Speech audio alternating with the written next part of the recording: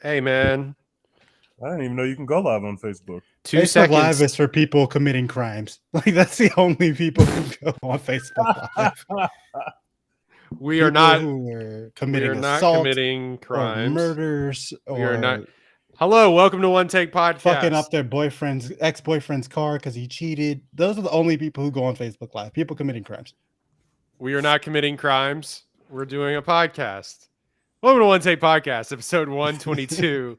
Another throwback review because we are in the doldrums of the movie-going industry summer right the now. dog days of summer, folks might say. We started off real hot. We had a really good run there for a while. Past 2 weeks have stunk. Bad. Nothing even is even being released. Like Dragon Ball Z is winning at the box office. Yuck. Yeah.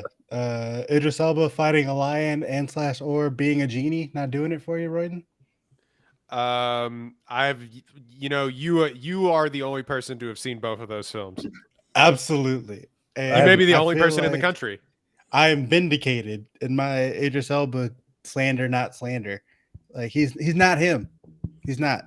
The only good thing that came out of that movie where he fights a lion is that story that his daughter didn't get the job to play his daughter in the movie, which is just hilarious. It's just a funny thing. They had bad vibes, is basically what they didn't have on screen. Yeah, they didn't have on screen chemistry. It's like they're actually dad and daughter, and it was like, nope, that's not quite the dynamic we were looking for.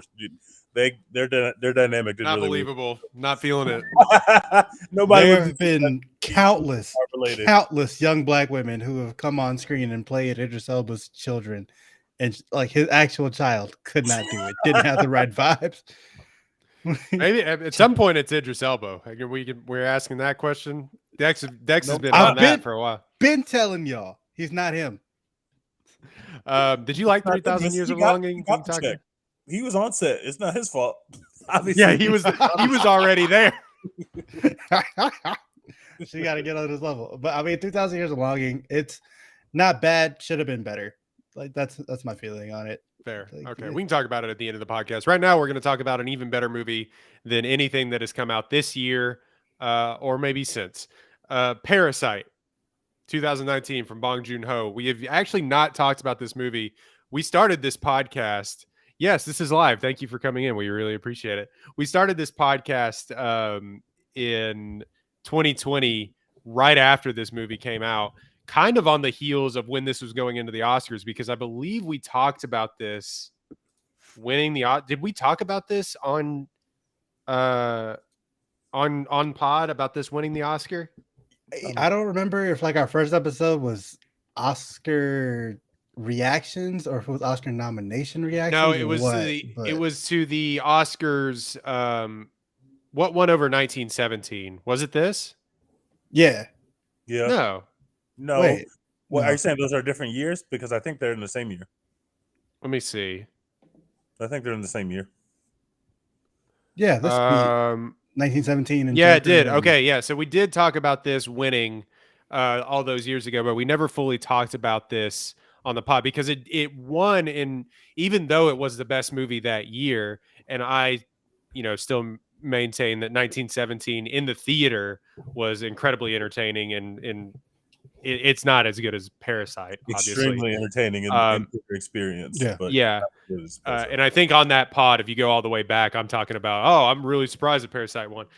You go back and you look at it, the 2020 Oscars, it still surprised a lot of people that it won, because historically you get you get best international film because the Oscars are weird and racist. You don't also get best film overall. Yeah, was this kind of first foreign film to win it? Like that feels like it can't be true, but I think that it is. It is. Also the most Academy Awards, I believe, for a foreign language film. Mm-hmm. Foreign language, quote unquote. Bong Joon-Ho was posted up with like his 5 Oscars that night. He's taking the Adele photo, Usually what happens is you win Best International Film, and then if it's like really, really well loved by the Academy, then you get nominated. But everybody knows that you won't win. That's why this was such a big deal, because you get Drive My Car.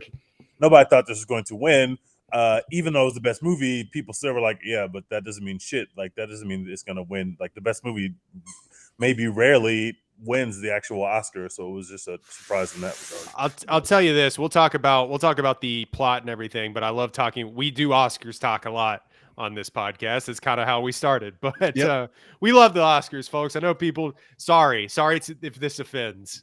We love the Oscars. Hey man, I will always love the Oscars. It's what I got into analyzing movies and why I do what I do now. So hey, sometimes I get it right, and they did. Parasite, great Oscars year, honestly. Parasite wins, which it should have. 1917, which I maintain was an incredible film when it came out. Ford versus Ferrari, maybe not a best it's a great movie. Maybe not in any given year like an Oscar contending film, but it's fun and it had movie stars. Like, yeah, those are the films we used to nominate for Best Picture. We had it made. Jojo Rabbit, Little Women, Once Upon a Time in Hollywood, and then Marriage Story, Joker, and The Irishman. Still, in any given year, incredible films nominated for Best Picture. Yeah, and Marriage Story is not a nasty film. Marriage Story is pretty good. So only having two nasty films out of the Oscar Best Picture category, that's pretty Joker good. is very nasty. That is a nasty. That getting nominated for like 18 Oscars is insane. That's disgusting. Yeah, so no one was nominated from this film for any acting awards, which I think in retrospect, if you had a do-over, I think you probably give someone a acting nomination out of this. But let's talk about it. Parasite 2019. I think it was released early in 2019 and still was in the 2020 Oscars. But greed, class, discrimination threaten the newly formed symbiotic relationship between the wealthy Park family and the destitute Kim clan. Written and directed by Bong Joon-Ho. Han Jin-won had a screenplay credit on this as well. At 2 hours and 12 minutes, has an 8.5 on IMDb. You can find this on Hulu, by the way, because Disney owns everything. So I think they also own 20th Century distributed this. Neon produced it. Neon is the one I'm familiar with. I don't remember who the American partner was, but yeah. So Neon, a classic for one foreign cinema, Bong Joon-Ho partner, but also for indie cinema as well. But 96 Metascore. Jesus. Yeah. Let's see what the Rotten Tomatoes score is really quickly. Sorry, I thought I had that pulled up. I believe it is like 100. I think it in like Toy Story or one of the 99. What bozo? I hate people, bro. 99% from critics, 90% from audience. I can't respect it, man. Like the 99s, it's always like one, maybe two people, depending on how many reviews there are, that are like Parasite, rotten. Paddington 2, rotten. Finding Nemo, rotten. Like, who are you, bro? Like, what is this? You don't even have to love the film. Literally, there's only two choices that you get on Rotten Tomatoes. It's either good or bad. So even if you are like, oh, this movie is not worth the hype for whatever reason you might think that, to get it rotten, you're just like, hey, this movie's actually bad. Like, we don't want to hear your movie opinions if you think this movie is actually bad. No. Okay, so like no top critics as displayed from that has like an actual, and really all it means is that you have to think that the movie is at least like a 3.5 out of 5. Yes, exactly. That's where just make a C on the test and you get like the little. So you don't think like that means that you don't think that Parasite was even a C. Like what are we doing? Like Parasite actually asked. Like, who are you, bro? Who are these people? Somebody's probably complaining about reading subtitles. I guarantee you, if you go look at their review, it was a lot of reading and it was hurting my eyes and blah blah blah blah blah. I'm sure that's what it was.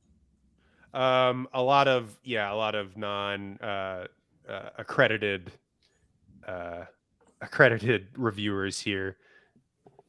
So some satire, but not at its best, and ugliness filled in the rest. You just wanted to rhyme.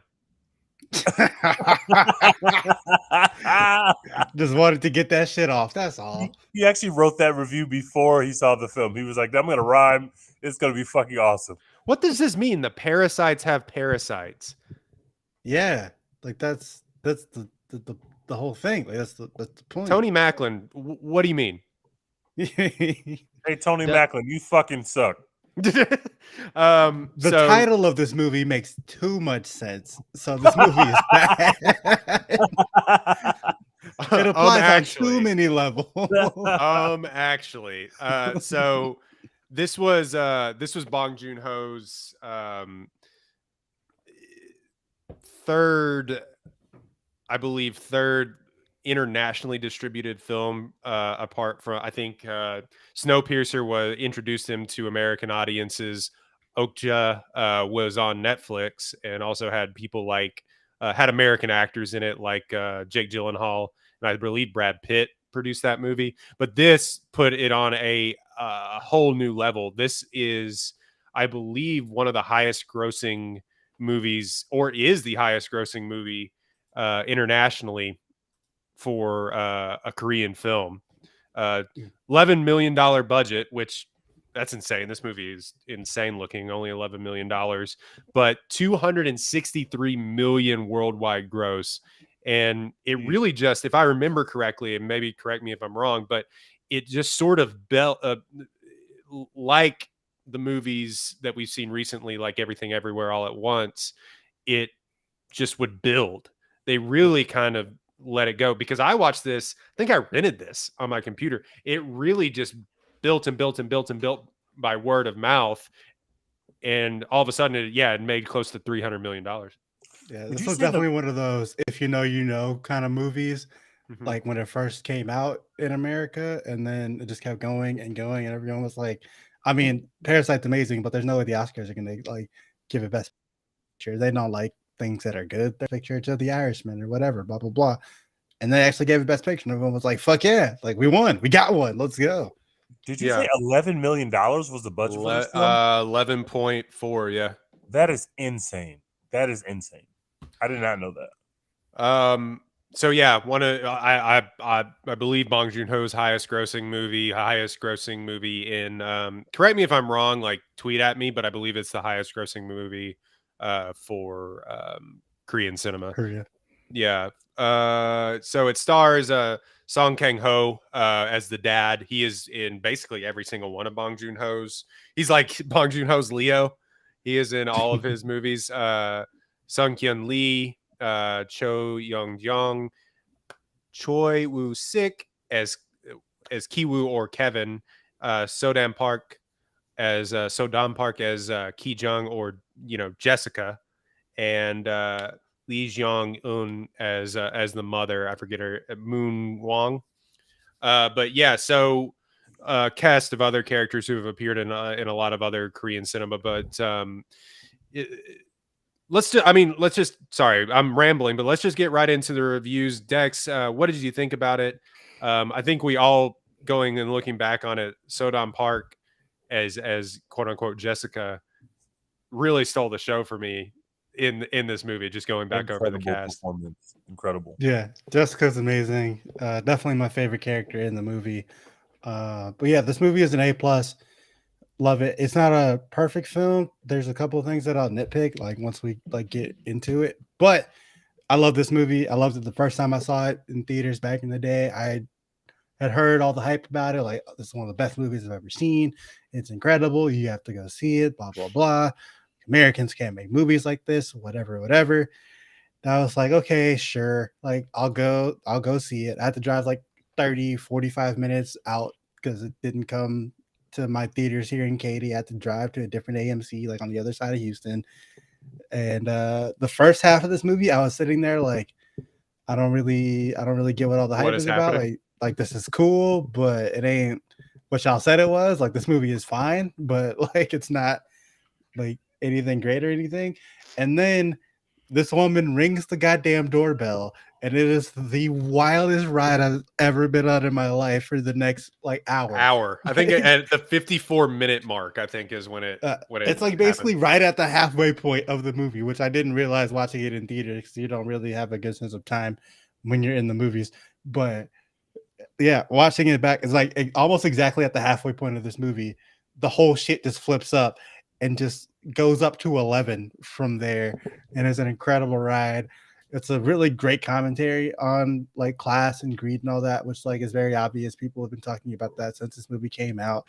But they're right. It's one of the few times where people are like, "Oh, this movie is super thought provoking and deep and blah blah blah." And I was like, actually, yes, I did. My thoughts were provoked. I have a lot of thoughts now. Like, normally people say that about shit like Fight Club and other bullshit like that, and it's like not thought provoking at all. Maybe it was in like 99 or whenever Fight Club came out, but like now, definitely not thought provoking. Like you should just read more books. But this one, it's like it's got some shit to say, and I really appreciated that about it. Like I said, not a perfect film. There's a couple of things I'll nitpick once we like really get into it. I think the ending is a little hand wavy, a little hokey, and I think that the movie gets a little lazy at points with the rich family. Are they the Parks? I think. Yeah. Yeah, I think the movie gets a little lazy with their characterization, but not enough. Definitely not into all that like super nerdy shit. You can just look at what's happening in front of you and be like, "This is fucking wild and amazing and super entertaining." So that's hard to do with a foreign film, like getting just anyone in America to be able Dumb to American audiences. Yeah, just be able to look at it and be like, "This is fucking phenomenal." But they pulled it off. Squid Game pulled it off for like 9 out of 10 episodes or whatever it was. But this movie, like, is on another level even from that, in my opinion. So yeah, A+, like 9.5 out of 10, probably. Yeah. I'll follow it up here in a second, but Teach, go ahead. I would also give it an A+. You're really seeing A+ is across the board, everyone. Yeah.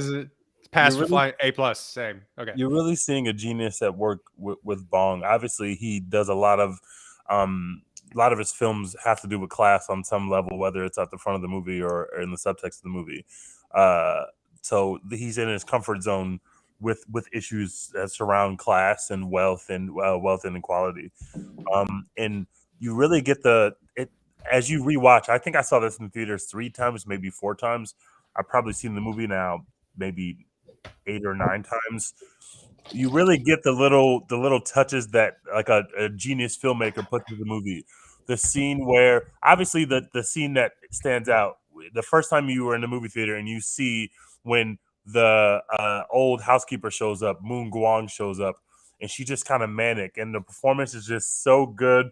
Her face is kind of beat up even before she falls. Like there's just something that's off. Everything about the whole interaction is just off. And then you go down to the cellar. You're like, what the fuck is happening?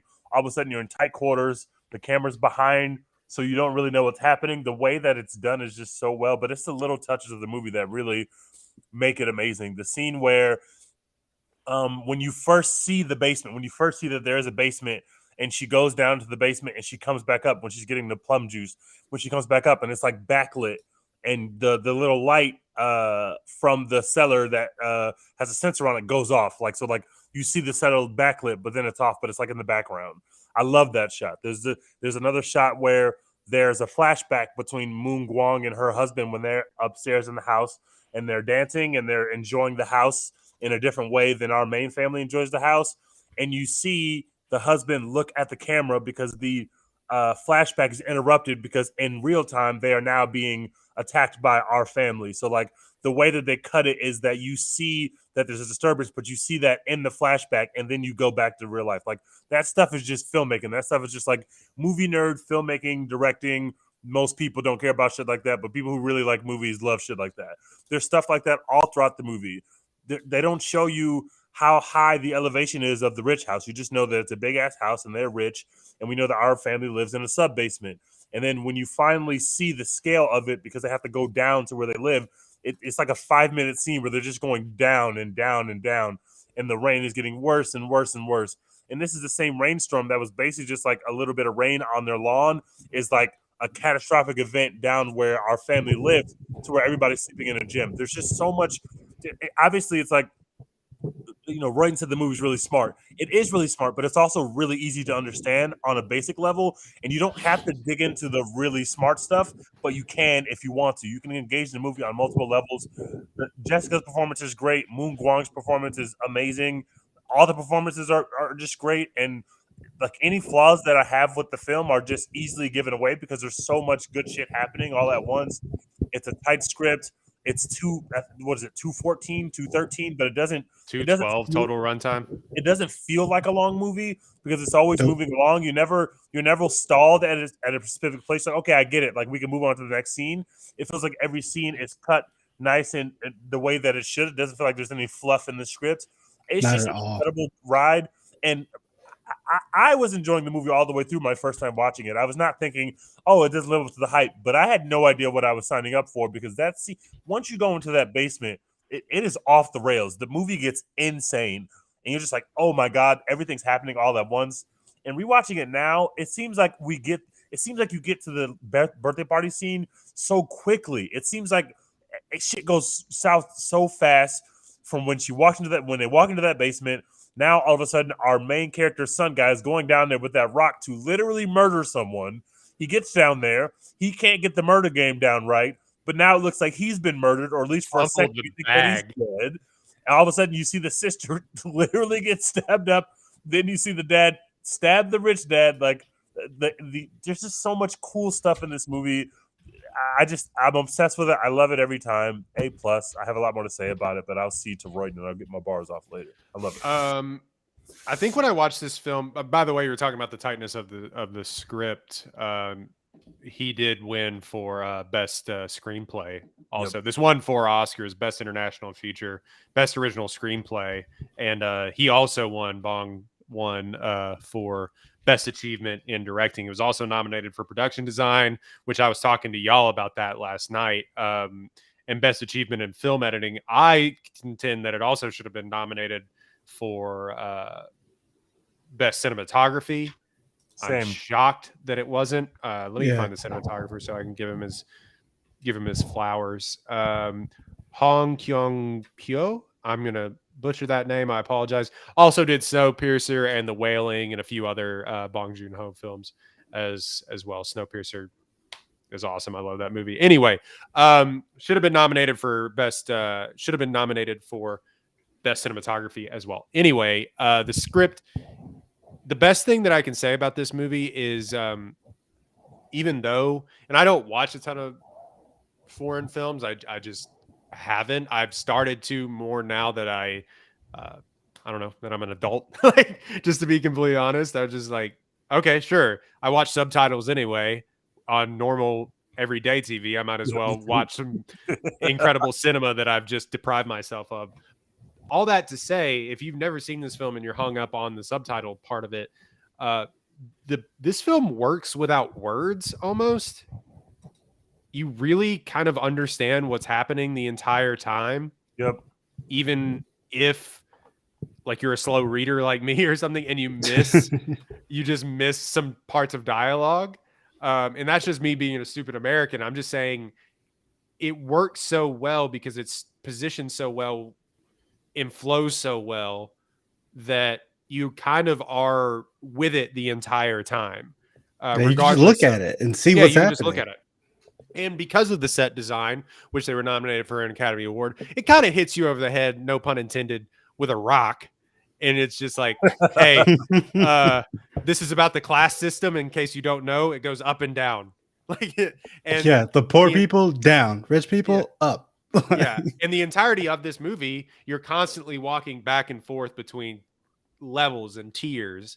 And it's really beautifully made, how they did that. And also there's some posters for this movie that show that as well. This also has some incredible posters. I don't know if you've seen the one where it's like the outside of the house and the levels of the house and some of the Dex knows what I'm talking about, but some of the characters are in certain levels of the house talking about the class system. Mm-hmm. So yeah, the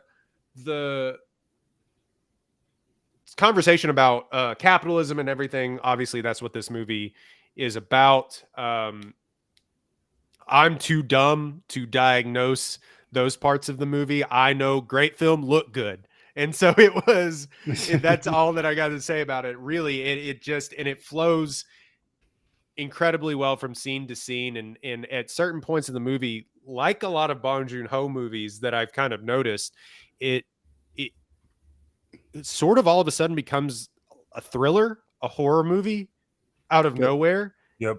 And I text y'all, I said, did this just be when she shows up at the door? It becomes a horror movie because you're following the mother who usurped her, basically following her around in POV. She's freaking out and like all of a sudden there's this crazy guy down in the basement. And you're like, oh no, what is this? It just, the way that it's shot and how dark it is in that second half of the movie is incredible. Now, and you say a lot of these modern filmmakers have been inspired by each other, like Fincher, like Tarantino.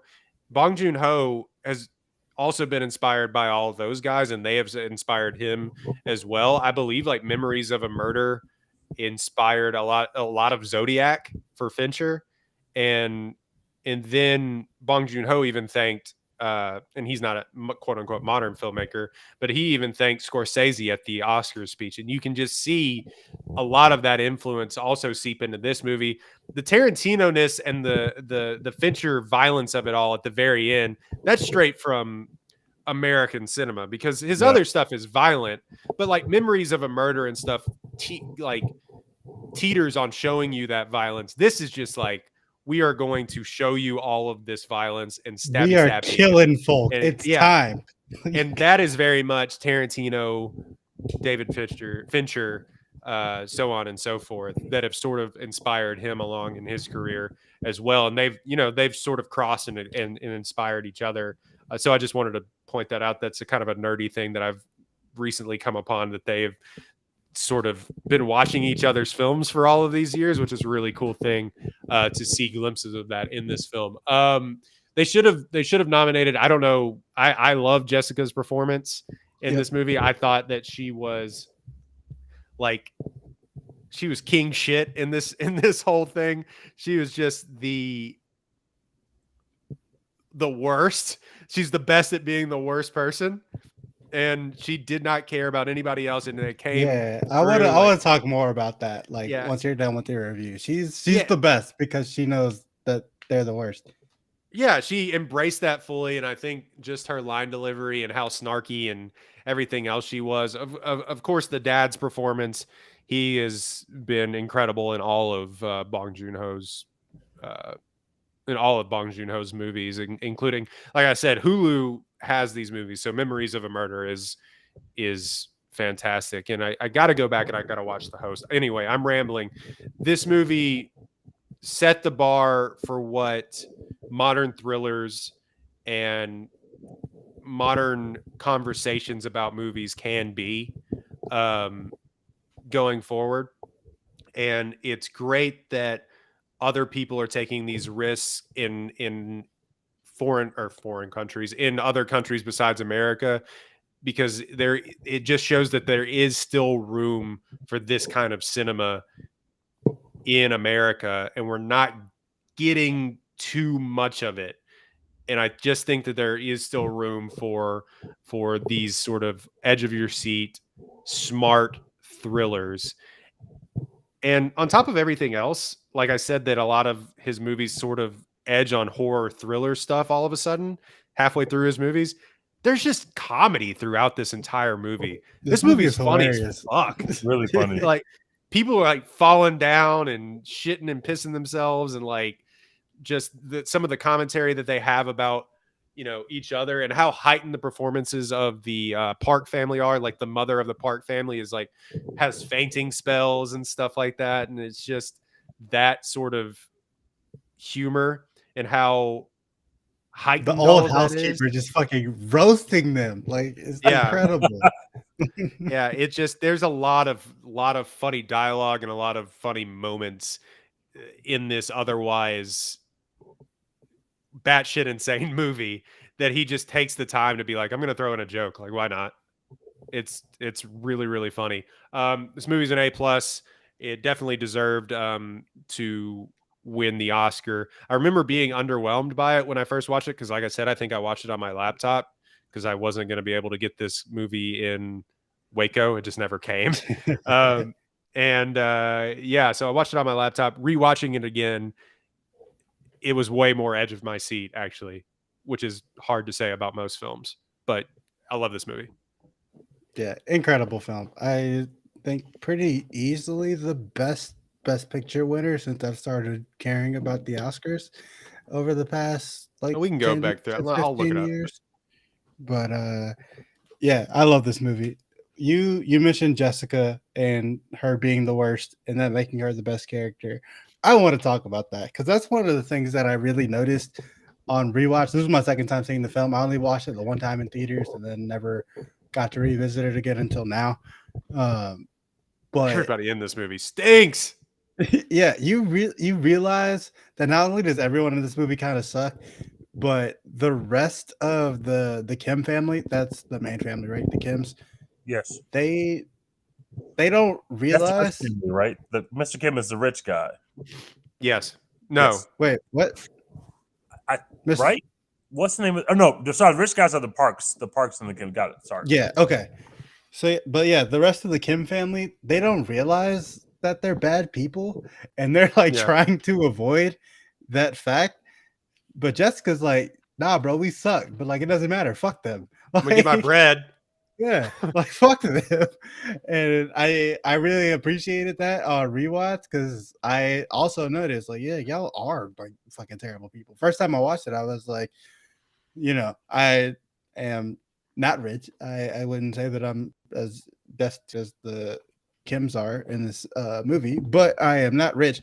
So you kind of identify with the Kim family and you're like rooting for them to pull off the finesse or whatever the first time you watch it. And then the second time you're like, oh, y'all are kind of awful. Like low key. And you notice them like trying to talk themselves out of it. They're like, oh, well, that driver that we screwed over and like ruined his life, he'll be fine. He'll be all right. Like, yeah. We'll get it back. It's like, fuck him. I don't care about him. Yeah, fuck him. Like, I don't give a fuck if he got it back or not. Like, I'm trying to get mine. And eventually, like the things that they do get worse and worse, and like they literally are responsible for multiple people's deaths. But like they don't seem to understand that. They're like constantly talking themselves out of like being the bad guy. Like at one point, like the mom is literally like you would be a great con man if you wanted to con people. So you've been conning people this whole time. Yeah. Like, you not realize you are a con man? You're literally forging documents. Like you would be a great con man. What do you mean would? Like you're doing it. So I really appreciated that Jessica was the one to be like, yeah, we're ass, but it doesn't matter. Like fuck them. We're trying to get ours. And then Kevin is like, she's super. Rich suits you. Like, she's super aware of. She's also super aware of like the social norms, whereas like Kevin is trying to sort of be nice around it and be nice to the daughter, which is another weird storyline, which I don't know why these filmmakers continue to put underage romances in their films. Yeah, we didn't talk about that in any of our reviews, but that shit is weird. Like, that's probably my biggest nitpick in the movie is like, why? Anyway, but we'll talk about it. But the Kevin tries to like, I don't know, fit in and tries to have niceties around this. Where Jessica is like, I literally just, I think the mother's a dipshit, so I just Googled art theory and therapy. she ate, and she ate it hook, line, and sinker because I know she's stupid or whatever. Improvise the rest, she doesn't get it. But yeah. She knows all of this shit. Like she knows she's the bad guy. She knows that what she's doing is wrong. Doesn't matter. She's still gonna get hers. And like Kevin, I think notices that and like points it out. Like you like belong here with the rich people. You're just like them. He's really not. Like he doesn't really fit in with them. And they kind of talk about that. He talks about that with his like teen bride that he's trying to woo, that he doesn't fit in. But yeah, I really appreciated that about like the rewatch of this film. Like Jessica gets it. Jessica knows her shit. I And think you that really go ahead, Teach. I think one of the difference between Jessica and Kevin is always so stark to me because I think Kevin is like trying to like acclimate and like assimilate into that life. Like, oh, I'm gonna get with this girl. I'm gonna get married. Like he sees a way to get there full time. I want to be a part of this. I don't want to be separate then and be the quote unquote parasite to this family. I want to incorporate myself into the stratosphere that where these people exist. Whereas Jessica never sees that or aspires to that. When he says you belong in the house, she's just like, well, let me get the house first, so we can talk about it because she sees it she sees the line in the sand as something that's immovable. Well, she would rather just usurp them. Like, I deserve more than Yes, these like people. I can just take it from them, but I don't want to be them, right? Like Kevin wants to be them. Jessica's like, no, they are on this side of the line. I'm on this side of the line, and because of where I was born, this is where I stay. And it's like in her head, in her brain, it's more regimented. Whereas in Kevin's brain, it's like, well, I can have some upward mobility, but Jessica isn't seeking upward mobility. She's just seeking like I'm going to put myself in a different position, but I'm not going to ever be like them. And she doesn't really do anything like the character she. The reason why her performance is so good is because she's got more depth she can go to. The character she is with her family and the character she is when she first gets to the house for the interview, for example, are just so different. Like she's so Like a fucking true confident. psychopath. She's Yeah, just like an incredible liar. she's so confident to the point where she's like arrogant. She gets there, she's already bossing the mom around.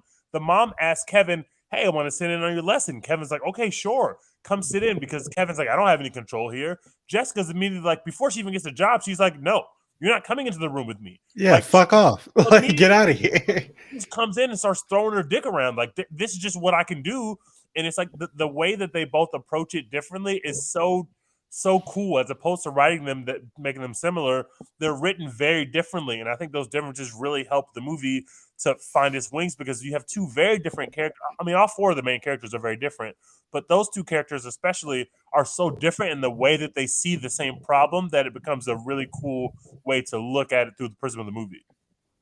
Yeah, and I think it was also interesting, sort of it, the characterization of the dad of regardless of what was happening, always kind of feeling less than the entire time, and obviously it leads up to the climax of the movie, which is like you said, Dex is sort of hand wavy, but it interesting characterization from him because he's been in it for so long that he's Mhm. sort of downtrodden, really, as where his wife is always constantly like, yeah, you need to come and do this and do this and do this, and she's down for the entire thing too. It's not like there's this mother character like we see in a lot of movies, like that's sort of this moral compass. That's a you really know Yeah. the mom is like, no, we gotta keep making making hay while the sun shine, basically. I think what happens with the dad is like he always kind of had this like dream or this idea like, and Kevin eventually has it, right? Like that he could Yeah, at work his least there's way some up. interesting conversations He between the could two of them at like, the end of the yeah, movie. like he could work his way up. He could like, eventually do enough to like become them, right? Like he could like, you know, deal with whatever hand he gets dealt, and eventually, through hard work or whatever, like he'll get into these places, he'll be comfortable, he'll do whatever, and then he realizes, oh, I'm around them now, like I thought I wanted, and they think I smell bad, like, and like They don't like they'll me never anyway. Yeah. they'll never see me as an equal to them, even like doesn't matter Yeah. how nice I pretend to be to them or what, like they think I smell bad and I'm less than, and I'm always going to be less than, I'm always going to be different. And so like he ends up, literally killing the guy because he makes that realization and he like can't like take it anymore. He's like, well, fuck, like I gotta kill this fucking guy. And Kevin at the end of the movie, he has that same hope that his dad just lost that led him to like murder a guy. So, who knows what happens for Kevin after that. But, I think that's like a very interesting thing. Like his dad loses his hope, and then Kevin, that's like the only thing he has to cling to by the end of the movie. So it's just like a repeating cycle, basically. I think that's a really great job out of Bong Joon-Ho to like kind of set that up. The What do we think dad about really does resolving this. it? What do we think about resolving it like the end? And I know everybody wants to talk about the end of this movie, but like, what do we think about resolving it at the end of this with violence? Does it feel too abrupt? Like, what did we think about sort of all of that? Like, I understand the crazy guy's motivations. You killed his wife, but and he's very insane in this movie. It's kind of a shock, really, the characterization of that guy. I When you mean, it go makes back and sense though. Like he's been locked in a locked up basement. underground for like 4 years. Yeah, that's true. But it is such a stark difference from everybody, like how insane he is. He's sort of like, wide-eyed and really like not there. It's a really great performance by that guy, but it's super unsettling in contrast to the rest of these people who are also faking it until they make it. Even the rich people are like faking it until they make it, really. And then all of a sudden you just have this stark contrast of this guy who is the veils off for this guy, really. And he just comes out and he resolves it with violence. But what do we think about the very end of this guy, or not of this guy, of this movie? The father's killing another father, resolving it with violence. Is there some sort of message there that I'm missing, or is it just he's fed up? I think really? There's definitely a message, and I think that messaging starts in the scene where both families are in the basement. The way that they are, if the mom goes down there and the other housekeeper is like, "Hey, here's a little bit of money. Can you just help me? Can you just keep this a secret?" And the mom's first reaction is to look down on this family and say, "Oh my God, y'all are living down here. Why don't I call the cops on you? Don't call me sis." Yep. Like, it's an even strata lower. Yeah, she meets her immediately. Like she's looking.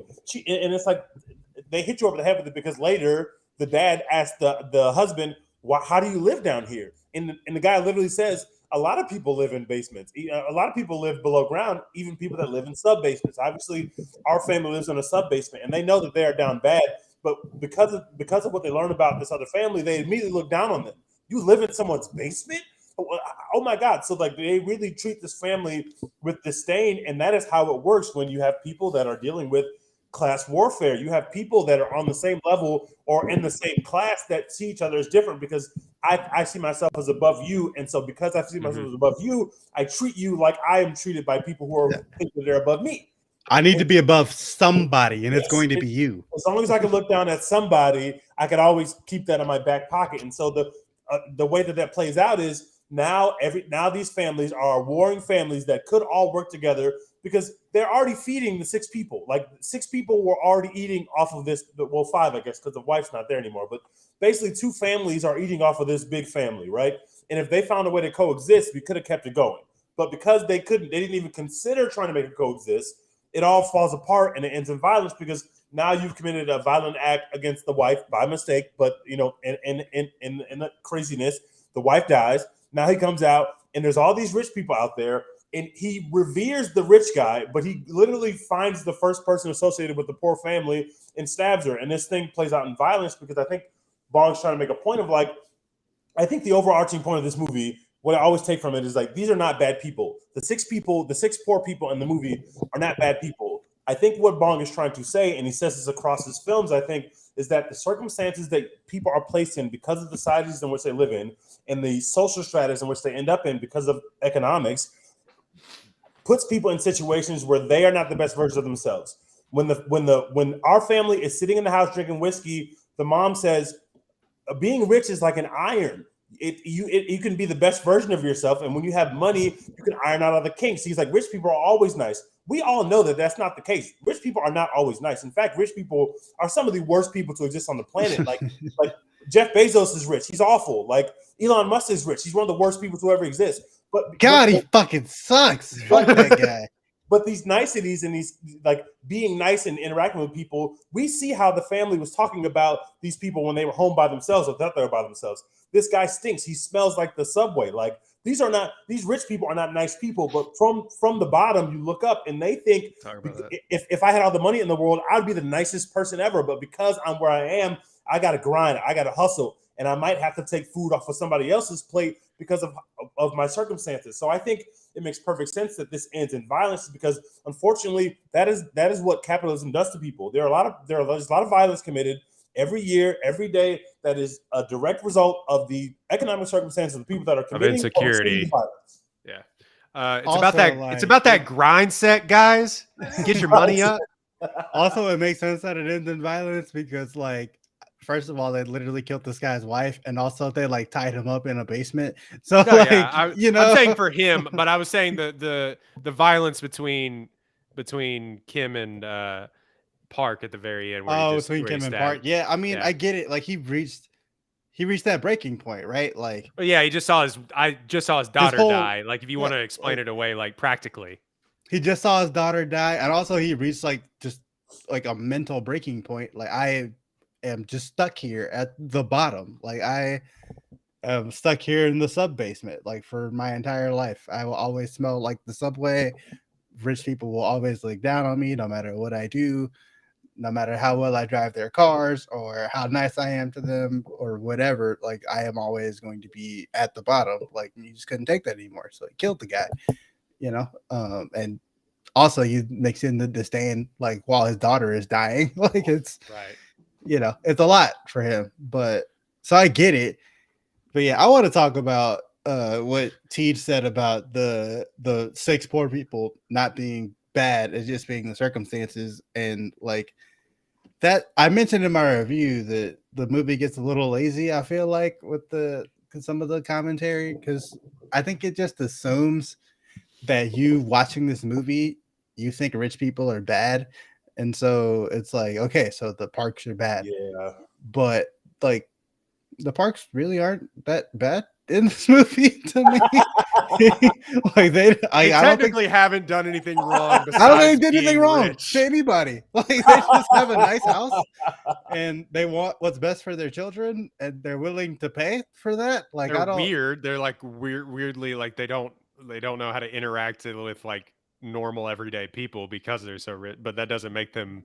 They're bad. weird. They're gullible, but like they don't really do anything wrong. You know what I'm saying? Like, obviously, like, the big thing is that they say these people smell bad. They smell like the subway, but it's like they do smell bad, and also I'm in my own home. Like, you're not supposed to be here. Like, you're not supposed to be under my Republican fucking coffee Dex. table. Yeah, Dex gets smelled into the screen. Dex in the movie theater holding his nose like, oh my Oh, God. yuck. Yo, nasty bitches. But it's like, yo, I'm literally at my house. It's like 3 a.m. I'm sitting here watching my kid like camp in the backyard. You're not supposed to be here. The only That's reason fair. the only reason you heard me talking shit about you is because you were conning my family and like drinking our whiskey for free. Like, we didn't do anything to you. You just smell bad. Like, I remember that scene hitting me because of the dad's performance, sitting there like having to listen to that guy talk shit about him when he's been driving her around. I remember watching that for the first time and thinking, oh man, this really sucks. Like, stuff like that always hits me, like when people talk in movies and media, when people are getting talked down to, that I Yeah. hate that. Like, it always hits my heart. Like, I'm just it like, does oh, hit. Yeah. I don't like this. Also, that scene but- was so fucking tense, dude. I was Yeah. like, and also you're on the super edge of my worried. seat in the theater. But then you're like on your edge of your seat because they're sitting there talking over them, literally. And they're like finger banging each other, finger yeah, popping finger each other's bang- assholes. Like, while they're underneath the coffee table. they're So literally weird. She's but- like, give me drugs, buy me drugs. Buy me buy me drugs. drugs. Buy me drugs. That was Yeah, so Jesus. funny. But they're sitting there and it would be a bigger deal, that scene, and it is, and it's made to be, and it's made to be tense. But we literally just killed a woman. We literally just kicked a woman down the stairs. You Yeah, but we almost didn't know she forget. was dead yet. Well, here's the thing. You saw her hit her head hard, Yeah. hard, She and then should've they died just go for into the how scene. Hit the fucking The first time bottom she of the fell, she should have been dead. I don't know how she survived that first fall that she Yeah. caused on her own by trying to push that shelf, because she fell hard as shit. When she fell, I laughed out loud when she was pushing the thing, and when she was pushing the bookshelf, and she fell and just boom and like hit twice and roll. She I fell laughed so out. hard. Oh my god! But yeah, you would think that Gotta that- dedicate her brain to science, bro. CTE research needs to be done. Oh my god! Jesus, yeah, she came over the middle on Ray Lewis. Like it just it was tough. But but that scene of them talking down on those people while they're on the couch hits hard, but it hits a little less hard on rewatch when you realize that they just killed a woman. Yeah. Like let's go back to this. Let's go back to that thing. You know what I mean? And Like, I also, just did a murder. how did we not see this dude's feet crawling like the dog in Family Guy, like away from Like, they just didn't look to their left like at all. not once?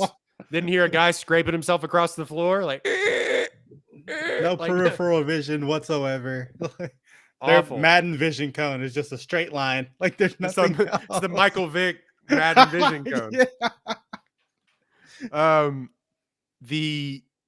Yeah. So that scene did hit me hard when I first watched it, but yeah, it was a little bit less of a blow when somebody's dying in a basement. You just gave somebody CTE, and also like you're not supposed to be here. Like you're Right. hiding under my couch. Like I should be able to talk shit about people in the privacy of my own home. Like I should be able to do that. That should be fine. Society has to allow for us to talk shit about people in the privacy of our own homes, in my opinion. Like That's fair. let rich people talk their shit. Yeah, you're not supposed to be in my house, so I'm like my house is the place where I'm supposed to be able to talk shit about all my coworkers and everybody on the outside world.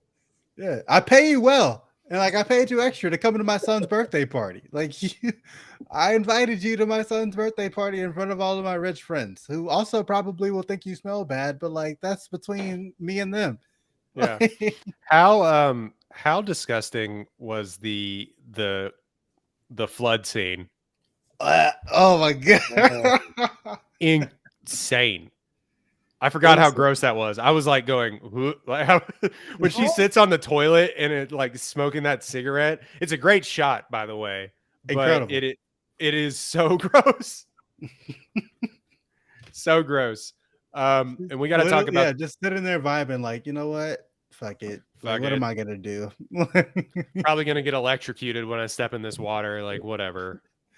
I've walked home 30 miles in the fucking rain. Like, and now my house is full of sewage water.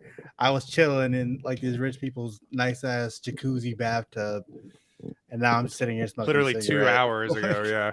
I can't believe this movie cost $11 million. It's like it's so good looking. The house, the rich people house is so good looking. The way they did the water stage with the levels of the sub basement, like that seems expensive. Like 11, it is insane to me that this movie cost $11 million. That's insane to me. Historically, water and stuff in movies costs a lot of money. That's how I think about it.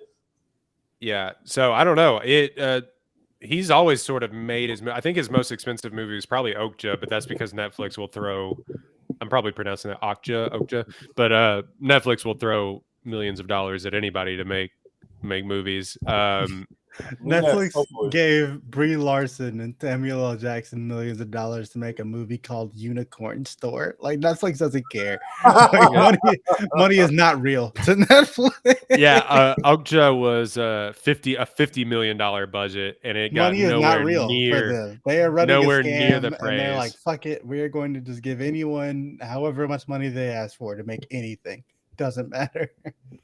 And then Snowpiercer, which rightfully so, Snowpiercer was a $40 million budget. Makes sense. But that was Harvey Weinstein's movie, so who the fuck cares? Have y'all heard that story about Bong Joon-Ho interacting with Harvey Weinstein? No. Nope. Apparently the story goes, and he told this on like a talk show a long time later, that he wanted to, get his movies into the mainstream, and Harvey Weinstein, whatever company that was, the Weinstein Company, found to, sort of has seen his films and wanted to give him money to make an American movie with an American cast. That was Snowpiercer, which if you haven't seen it, it's been on Netflix forever. Incredible movie. Also a really great movie about class warfare. Captain America's in it. Yeah. So it's this kind of the story goes that they wanted to make it more Americanized and less I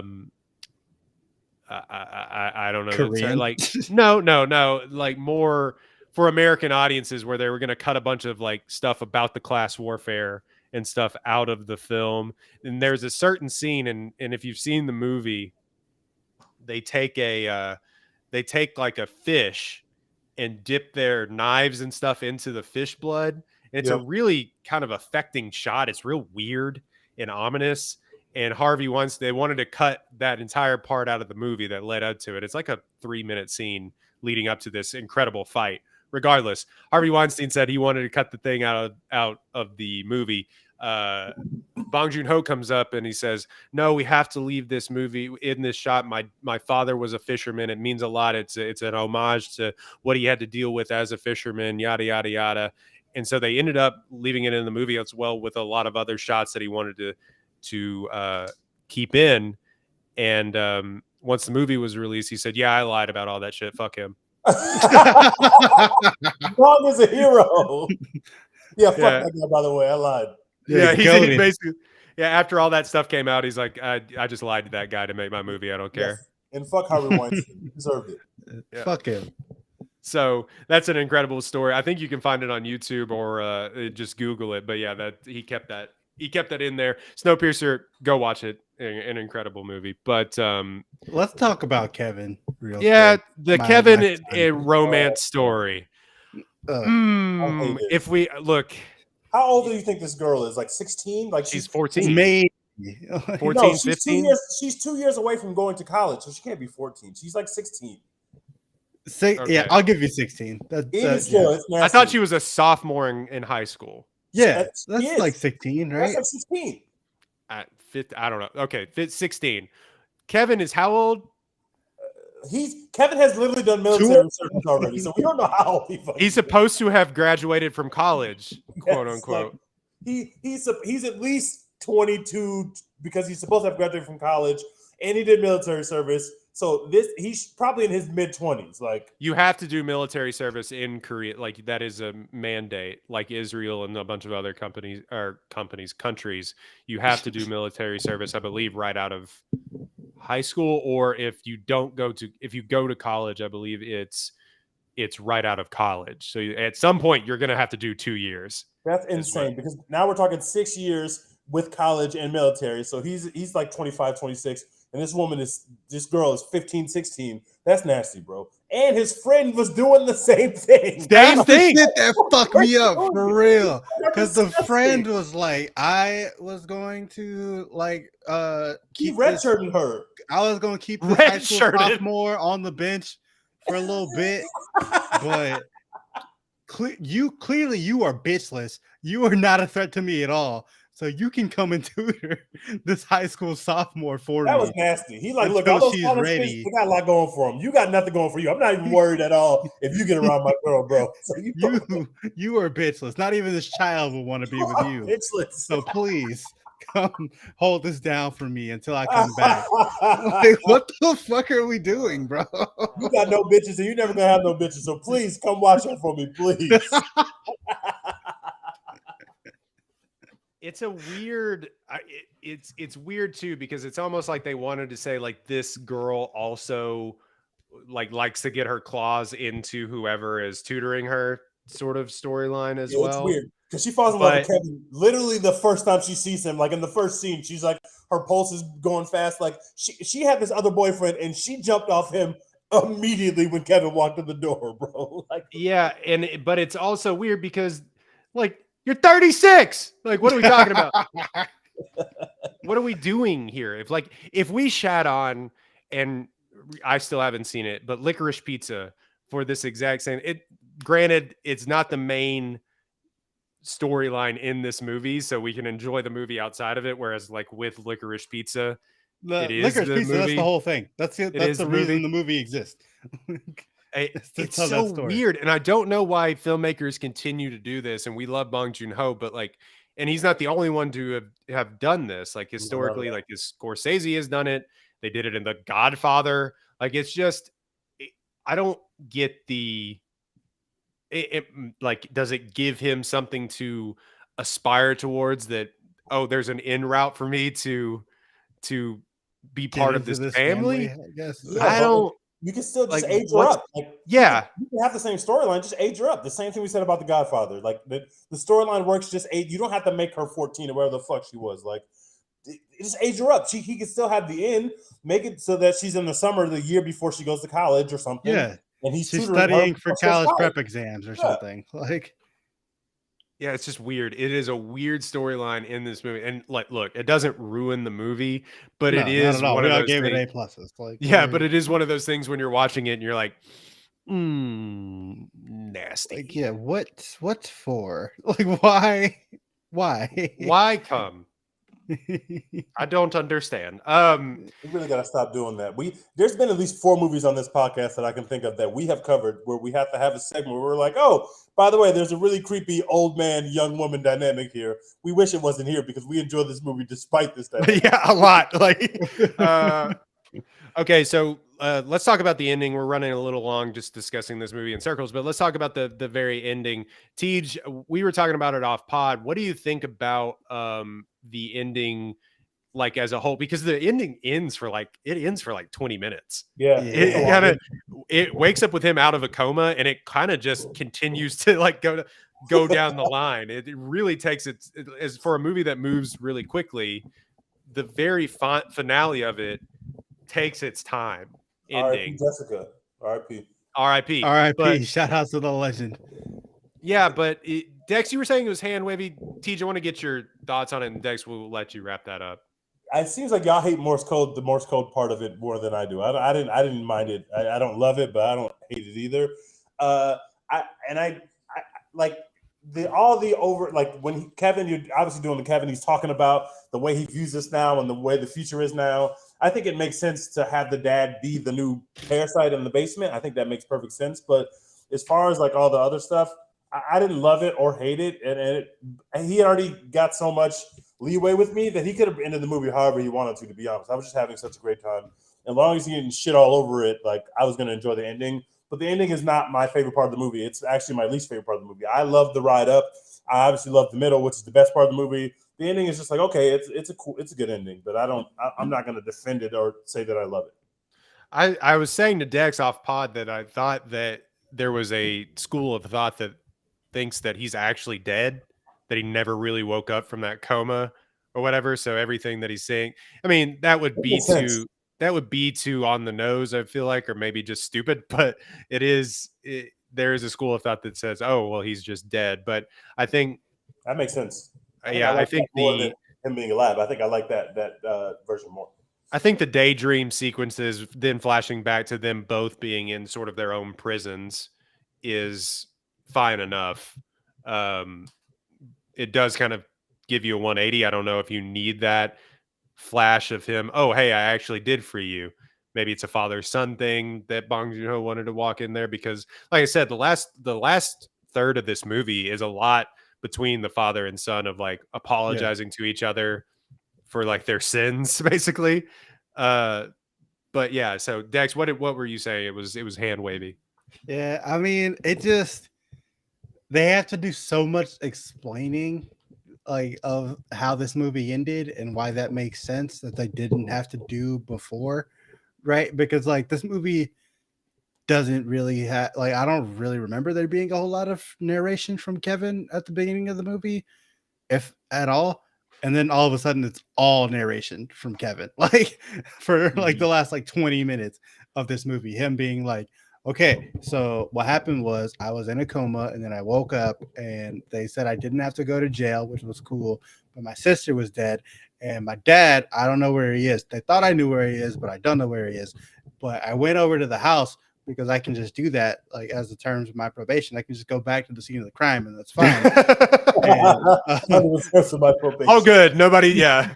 Like nobody cares. I can just show back up to this house and I can sit here for hours and watch this man like spell out several pages of like a fucking apology letter to me in Morse code. And then I can go home on the subway that I can now afford to ride.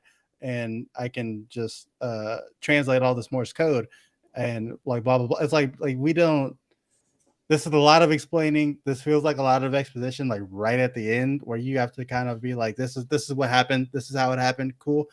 this is the movie's over now. Didn't love it, and then like the whole thing, I get it, where it's like, they show this vision of him like making enough money to buy the house and freeing the dad. It's like very emotional and cool. And then at the end of the movie, you realize obviously that's not fucking possible.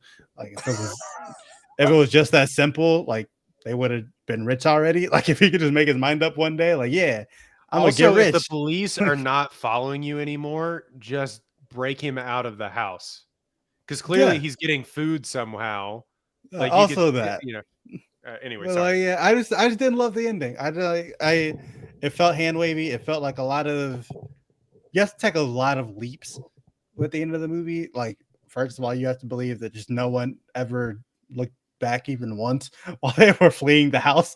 Like, just nobody turned around at all ever at any point. So like it doesn't ruin the movie or anything. Like we all gave it A+. We all love this movie. The ending, I don't know. It left me a little lacking. I would have rather Kevin just died, honestly. Like that feels a little better to me. I forgot how violent he hits Kevin with that rock. Like it shows him, like it cuts away, and then all of a sudden it pans out to a wide, and he throws the rock and it hits him in the head again. I forgot about that. There's so much blood on the ground, dude. Yeah. How is he not dead? I don't understand. Yeah. And like I get it, like the whole thing about like I read some commentaries of this movie after watching it again, and they were like, something I didn't know about Korean culture, like those rocks are supposed to be like special gifts or whatever, like and represent wisdom and all these other. Well, they say this one's supposed to be wealth, right? Yeah, something like that. But like his is fake because it floats in water and like it's not a real stone. And his friend is a piece of shit. It gave him a fake ass rock, so like it's not as heavy as it should be, et cetera. But it's like that's a lot of blood, bro. Like, like regardless of how heavy this rock is, it's a lot of blood, my guy. That's been Parasite. Go watch it. It's on Hulu, along with a lot of other Bong Joon-Ho films. I still need to watch The Host. I don't like horror movies that much, but apparently it's one of the best horror movies of all time. You're not excited about Winnie the Pooh, Blood and Honey like I am? Can we talk about that? What the fuck is wrong with you people? Guys, we're not seeing this. I am seeing this. I don't know. I have always said that Winnie the Pooh was a deviant from the beginning. I'm glad it finally has come to fruition. Just because Mr. Blah Blah wears his shirt like that around the house, people that doesn't mean that Winnie the Pooh is a deviant. People that walk around with a shirt on with no pants at all are deviant. That includes Winnie the Pooh and Mr. Blah Blah. That is deviant activity. I have never trusted Pooh from the beginning. Means that Mr. Blah Blah is a deviant. Everyone who does that, if you have the audacity to put on a shirt, as a man, you should definitely put on something on your bottoms. Pooh doesn't give a shit. He walks around with the other animal friends. Some of the other animal friends have on pants, and Pooh's like, fuck those pants. I'm not wearing those things. Pooh has been a deviant since the beginning. This movie makes perfect sense. I'm glad somebody's finally bringing it to the screen. But it doesn't, because like they don't even embrace. They don't have enough money to embrace, like making them anthropomorphic figures. They're wearing like Timbs. Well, that's because Pooh, Blood and Honey 2 will have a much larger budget when we all go see it, and then we can make the real Pooh. Looked like fucking shit. The budget of that movie looks like, you want to talk about $11 million budget? That movie looks like it's got about $500,000 worth of budget. I bet you it makes its money back plus some, just because the weird hype around it is like. But people are like going like, there's people genuinely on Twitter saying, "Oh, it kind of looks good." I'm like, "What are you watching?" Rascal tweeted me like, "We're in there," and I was like, "Are we though?" Like, I don't know that we are, buddy. I will be in there. Me and Rascal will be in the movie theater. It does not look good. I will not come to you and tell you that it looks like a good movie. Am I going to be high as fuck and have a great time? Yes, I will be in there. I'm not gonna lie to you, bro. I tweeted the trailer out from the Apollo Pop Culture account at Watch with Apollo. Please follow us. I tweeted it out. I shared it in multiple group chats. Bad I likes. like engaged with it. Never fucking watched the trailer even one time. I have no interest in It that looks like movie. some of the worst, not only like worst like costumes and stuff, like worst acting I've ever seen in my entire It life. looks really bad. The acting looks extremely awful, and I don't care. Pooh is about to run up numbers. Pooh's going to drop 35 in this game. I can tell already. Pooh's going to really use him. I can't wait. No, thank yeah, you. Yeah, Cannot no wait. thanks. You'll have to write a review about it. Well, if you see the movie, you have to write a review about it. There's going to be a one-take podcast episode with just me sitting in the room with a Pooh shirt on, with no pants on, telling you how this movie is amazing. Us just me and Roy just sitting here like, so what the fuck just happened in that movie? Like, we're not gonna watch it. Just tell us what the fuck happened. Just recap the whole movie for do the us. run through. Speaking of all that, what we're watching, what are we watching, folks? All of us are watching Game of Thrones. It's All of taking us are over my watching life, Game of bro. The Thrones. feeling is restored, It bro. has been fucking restored. Rhaenyra, my goat. Y'all see my queen? Also, we got to give Dex props because he was the first member of the Cole Hive, and Cole is now his station's even higher. Dex bought low, and he's already getting return on his investments. I told y'all. Stonks. I told night one. I was like, that's my boy. I know my man is going up. My guy's gonna die so bad. It's gonna Everybody's be sad. gonna die so Everybody's bad, gonna die. bro. It's Game of Thrones. Yeah, Like yes. that's just what it is. No John Starks in this one. Jon Snow, you mean? Oh, Jon Snow. Oh, John God. Starks. Nick, shout out to Nick's point guard, John Starks. Starks. I was Survived Game of Thrones. I'm also watching Miss Marvel, which has been pretty good. New episode tonight. I'll be on that. Meg the Stallion She-Hulk, is you in this mean. episode. Oh, sorry, She-Hulk. I got my shows mixed up. Meg the Stallion's gonna be in this episode. Shout out to H-Town. Anytime you want me to watch something, not that I wasn't already watching, but they told me Meg's gonna be there, so I will be there right on time. I watched the first two episodes back to back the other night. What was everybody talking about the show being bad? Yeah, this Those are the show's intros. fun. Those I'm are the having a great intros. ass time, man. Like this is You just say you hate women. Yeah, that's what that Dude. is. dude. I This is- posted. This is MCU Harvey Birdman, attorney at law, and Ally McBeal. There's a new superhero every week that she's gonna have to help out of some legal situation. That's just a funny setup by itself. You don't even have to. That is know more about it. great. It's a funny. Also, setup. good is it content. Tatiana Maslany? Maslany? Yeah. I think so. She's the villain. She's very funny. She's she's good. awesome. I fuck with her. This Yeah, show's gonna be I good. I posted The writing's posted on my corny. link- Sorry, Dex. The I writing's posted corny. on my LinkedIn page about Mark Ruffalo tweeting out my article or whatever about Swag. like the IMDb scores and all that. Awesome. Shout out. And some random dude who I do not know commented on my LinkedIn post, not a thing that people do, and was like, She-Hulk is woke garbage. If Disney wants more You put this viewers on and LinkedIn? better IMDb scores, they need to stop like creating this woke garbage. Show isn't woke at all. It's just a woman. It's a lawyer. He put this And on also a LinkedIn? superhero. That's not even the place where you have those kind of conversations. At all. It's like, I don't know you. We're not connected. Like who are you, bro? Not even connected. This person was No. seeking this out. I don't know you, bro. Like, go away. But She-Hulk is not like woke at all. It's a woman. don't know That's the only She- thing about it. She makes one reference to how hard it is being a woman, and yeah, it's fucking terrible. Yeah, It's tough out like, here, man. It's What are terrible. you talking about? If that's Um, woke, then I don't know what is. And people not shit and pissed and cummed their pants. It was the weirdest thing I've ever seen. I hate it. I hate it. Like the first couple episodes of Miss Marvel, people were like, "Oh, I can't believe there's gay superhero now," and it's like, bro, she's not even gay. Like, She wasn't even two gay. male You know? love interests. She Like, wasn't- what are you talking about? People want to put like just their fan fiction so bad on all of this. It's so weird. We need to ignore the incel shout out to discourse. She-Hulk. Because all these shows have brought about the incel discourse, especially the ones that are led by women. The incel discourse gets very nasty around these shows. It's nasty. It's crazy how like Disney put all of the women in like the G League of the MCU. Like they're all on Disney Plus, and people are still mad. Like it's not even like I'm literally still mad. people are still mad. It's not even like we got a She-Hulk movie. Like we can get like a She-Hulk trilogy. You know what I'm saying? They're not on fucking She-Hulk 3. Like Disney it's can literally move them just to a TV Tubi. show. Disney can move them to Tubi right now, and the interns will still find Tubi, download Tubi, and be like, "This is woke garbage." Create an account. They'll make a new account to do this, bro. Like this is what they're gonna do. It has a 5.1 on IMDb, which is just fucking ridiculous. It's so stupid. Insane. Like, I don't want to seem like the discourse to the discourse, like, but it is.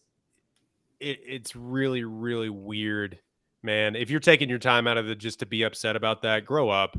Grow up. Grow up.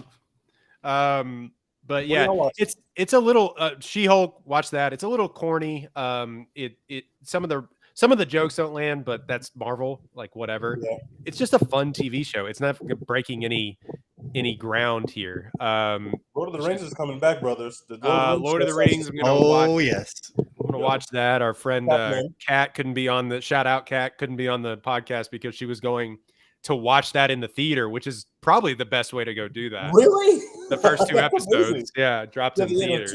I wish I could do that. I better try to look that up. It may have been just tonight only. I'm not quite sure, but yeah, shout out to Cinemark, sponsor the pod. Do it. I watched. Let's see. I watched She-Hulk. I'm sorry, I'm blanking on what of it because I've been so wrapped up in Game of Thrones. Oh, I started Better Call Saul. Started. Okay, can you tell me if you you watched Breaking Bad? You had already seen Breaking Bad, right? Yep. Was the Better Call Saul pilot the greatest pilot that you've ever seen, or was my weed the day that I watched it? This was years ago. I thought that was the best pilot I had ever seen ever in my life, ever.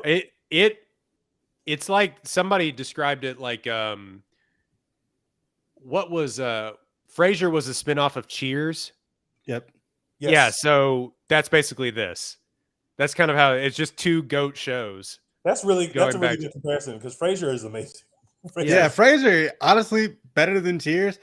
Yeah, Cheers is still great, but Frasier is like, how did they took this like shitty character no one really liked from Cheers and they made like a go-to TV show out of it? Universe like, around them. That's insane.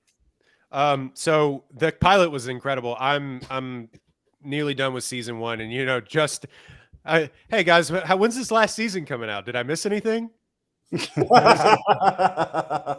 Yeah, I feel so dumb, but I was like, fine. I love Breaking Bad too. That was appointment viewing on Sundays when I would watch that. But yeah, so Better Call Saul, getting in on that. Luckily, all the seasons are on Netflix. Started my Friday Night Lights rewatch. More coming on probably something on some content that we're making with that kind of down the line.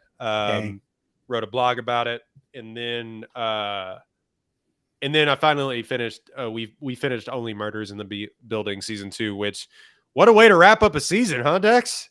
Yeah. Like if you're gonna get me hooked for the 3rd season. I'm in. Y'all are in for a 3rd season. Y'all keep telling me that this show's good. I have to just go watch it. Season 2 is not as good as season 1. It's because I'm anti Selena Gomez. I'm anti Selena Gomez and all her endeavors. Look, I feel like Selena Gomez is like a mirror image of Harry Styles, or like her music is very, very bad and like shouldn't exist and shouldn't have her be as popular as it is, but her acting actually pretty good. Harry Styles is like the opposite, where his music is very, very good. Oh, can we talk about that? I was just gonna say, you said his acting shouldn't exist, but yeah, Harry Styles' music is really good, and his acting is the thing that like makes me want him to go away for forever. Selena Gomez is like equal and opposite. Like her music is very bad, and I hate it, but her acting is great, and I want her to keep doing more of it. But yeah, Only Murders in the Building, not as good for season 2 as it is in season 1. But still pretty good, and I'm still gonna watch season 3 because it's like, yeah, you just throw Paul Rudd in here now, done. Like I'm in, I'm back. Easy. I'm gonna watch the Welcome to Wrexham series from Hulu, facts. With Ryan Reynolds and Rob McElhenney about owning a soccer team. Looks fun. I'm gonna do that. Is that like a real thing? That's a real. No, it's a real thing. Yeah, it's real. Oh shit. Okay. Yeah, it's not a scripted show. They actually bought a Welsh soccer team, like a 3rd league soccer team. We bear the lead. All I've been watching and all I'm going to be watching for the next couple of months is college football, which is back. That's really what I've been watching. I was going to say, what I've really been watching is Madden. I've just been playing Madden. Hey, college football is back. The NFL is about to be back. The Texans are going to be ass again, but whenever the Texans are ass, Baylor is usually pretty good. So my prospects are looking up, I'd say. What do y'all think of the Rockets' new jerseys? Are y'all smash or pass I'm in. on this? Big fire. I think I'm they're in. big fire. I know that I'm some copping. people don't agree. I'm copping. That shit is fire to me. I like that shit. I need that Baylor Jalen and Green me. forward Yeah, jersey. the Baylor and me love that right away. Oh, that Well, makes sense. That's hey, right up y'all's Yeah, alley. can't not love it. Those shorts, need them. let me tell you something. People saying you're copying Seattle, guys. Seattle ain't coming back. They're not coming back. Sorry, Also, they're gone. They've been gone for about the Seattle. The distance from that to where we are now, I think the people in Seattle can drive now that were born when that team left. oh, for sure. So Yeah. They didn't like people of Seattle. I know you're upset and you want a basketball team back. We're not copying you. You're No, gone. we support you in that. We're wearing them for like 5 games. Like, stop that. Like, Yeah. Also, It's like this is like an even like a nerdier like response to that.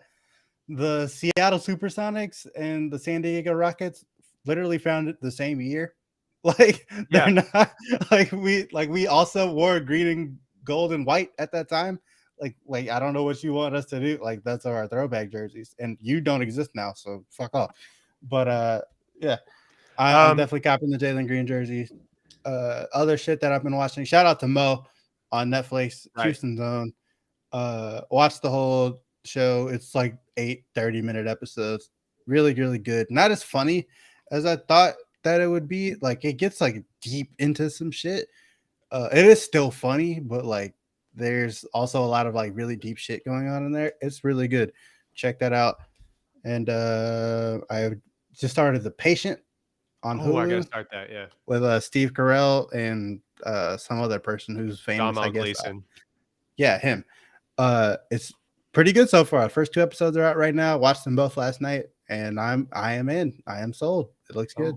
I'm also Dramatic watching Steve Carell. I'm also watching Rap Shit and Industry on HBO, and I'm watching Blackbird on Apple. I watched the first episode, which is really good. I finished that. And I want to finish that because I'm really in. Just the concept alone is cool. So I want. Paul Walter Hauser is incredible in that movie or show rather, but yeah, it's worth it. I would finish it. It's only 6 episodes too. It's a miniseries. Someone told me the villain in that show is the best villain they had ever seen since the villain in Seven. So that is high praise. That is. He's very good, very very good. Paul Walter Hauser he was in that Clint Eastwood movie Richard Jewell, and his star has kind of been going like this for a while. He's a really good actor. Yeah, I Tanya. We got to talk about this, and we don't normally do news on this podcast, and I wanted to kind of spring this on you just because I love the reactions that we've been in the group message. Don't worry, darling. The one of 2 movies that's going to be coming out for WB this year because they're broke. WB, if you don't know, is only releasing like 2 more movies the rest of the calendar year. They might both be ass. They might one both being be extremely ass. Black Adam, the other one, which I have zero hope for. The more we come away from that movie, the more I'm thinking that it's going to be actually bad. I haven't seen one good trailer or one good anything about Black Adam. Also, The Rock is annoying in these press tours now. I've jumped the shark with The Rock where he's basically like, it's going to be the bridge between the MCU and the DCE. You were like, dude, shut up. You shut up. Shut up. Yeah, whatever, man. Let's just make your movies and make your money and like just stop. Stop. Anyway, don't worry, darling. First of all, they released one of the worst clips I've ever seen in my entire life. God. For Harry Styles. Let me see if I can Harry find Styles fucking sucks, dude. Remember, this podcast was recorded. I was on this island first. That first trailer dropped. I said, guys, this movie looks really bad. Like this, it does not look good. Florence Pugh is her, off the strength of her and her only. I will be watching this film, obviously, but Harry Styles stinks, and Olivia Wilde, I don't know if she can direct well. There's been a lot of drama behind the scenes of this film. Florence Pugh isn't even marketing this film because of the drama. That's what I wanted to talk about. So, it's looking like disaster central, but we'll see.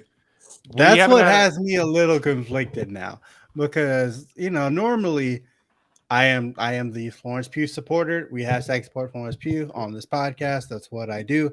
I've been telling y'all since literally night one of this podcast that she is her. She got next. She is the young goat. She is going to win several Oscars throughout her career, etc., etc. I'm in there night one. Never seen her have a bad performance ever in a movie or TV show. But Olivia Wilde got me nervous, dog. Like I don't know, dog. Olivia Wilde got me nervous, dog. She was acting like, mad reckless on the set of that thing, and now she's gonna give us a stinker. Acting mad reckless. When the first trailer came out, I was like, for a movie that like co-stars Harry Styles, they did not let Harry Styles speak at all. Yeah, you want to know why? Here, teaser trailer. Here it is, folks. And if you keep talking like this, you're going to put it all at risk. Are you worried about a demotion? That's what you're worried about? Our life. Alice, our life Oh, together. this sounds really bad. This. We could lose this. Oh, Harry. Our life. buddy. Our life. So when are they going to make the Harry Styles co-lead in the movie with Wonder Woman? Because that's the same level of voice inflection. Harry Styles and Gal Gadot. Oh. Man. Just looking good on screen together, but nothing. Amazing. The wheels are turning, but nobody's home. Oh man, I knew. Lights are on, but nobody's home. Wheels are turning. I told y'all we had to stop the Harry Styles agenda. He was getting all these roles. Like he got this movie. He's got like an Oscar baity, like gay romance movie coming out called My Policeman, which is catching flag for too.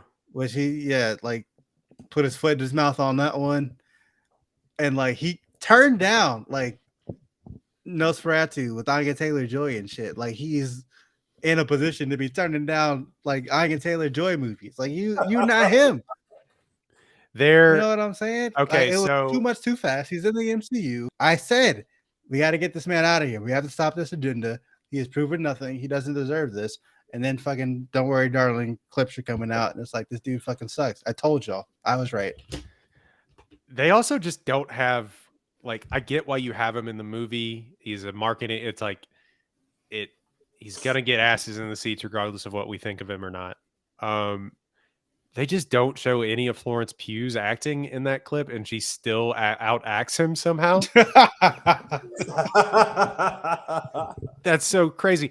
I think he went into the movie with like, I'm gonna do an accent, and there's a lot of times when you just can't do an accent where directors will just be like, no, we'll just keep you British. It doesn't matter.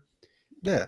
But somebody said that he was so determined to do that accent that he couldn't slip out of it. So he's trying to get back into British from an American accent, and it's just not working. No. Regardless, rumors are that Olivia Wilde and Harry Styles were doing the deed on the set of this movie. That's where she broke up with Ted. That's why her and Ted Lasso broke up. There's a lot of drama surrounding that. But there's also just like, she's been real passive aggressive and weird to Florence Pugh, Olivia Wilde has.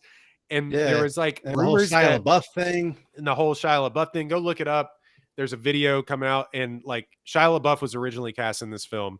He turned down the film because he said that he's a weirdo, and he said he didn't have enough time to rehearse or anything like that. So he says that he quit, and he released a bunch of, like, he came with receipts, which is something for a canceled person to come with like receipts on another. Fucking Shia LaBeouf to be like, okay, actually, people saying a lot of shit about me right now, but you got me fucked up. Yeah, you, Olivia Wilde, have me fucked up. Right, you are in the wrong.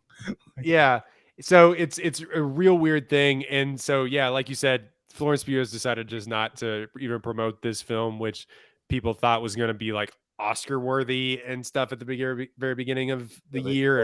They lied. We have been talking about on this podcast. It's a bad look for us, guys. Terrible. Terrible day for the agenda. But I feel like Florence Pugh is still going to do her thing. Like Florence Pugh is a professional.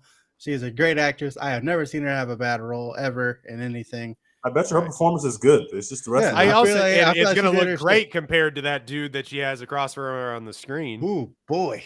I'll tell you this. I can tell right now. She got to carry that, man.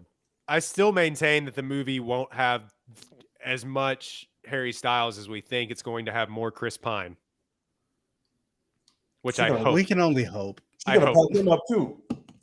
She taking on all comers. She's gonna make them all look bad, but we'll see. There's also like rumors that maybe she had to like direct this film, two parts of this film, Yeah. which I saw that on TikTok. Take that for what it's worth. Like that's such a tough look for somebody that if you would have told us at the beginning of 2020 when we started this podcast, I would have bought all the stock in Olivia Wilde. She just came out But with I one of love the best Booksmart, comedies dude. of the Like past. I've the never past seen few a years. director lose their shine and their goodwill so quickly. Because like I've came never out. seen it. I've never seen anything like it. Booksmart came out. Nobody went to go see it in theaters except like 7 people, and they were all like, "This is It was incredible," and y'all are like awful people for not going to see it in theaters. Y'all hate women, but Olivia Wilde has like a lot of talent. Blah blah blah. Before her second movie has even come out, everyone's like, Olivia Wilde fucking sucks. Actually, let's reevaluate this. Her second movie hasn't even like released yet, and everyone's like, I don't know about this one, dog.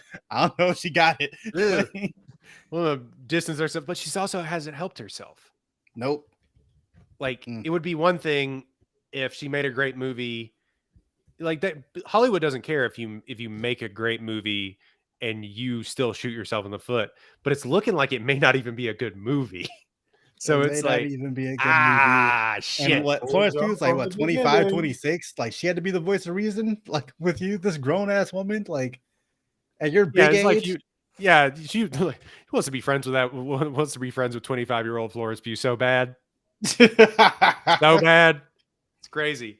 Anyway, that has been our "Don't Worry, Darling" talk. I wanted to talk about it because it's the most insane movie news going on right now. It's the most insane. We don't get that kind of drama anymore, folks.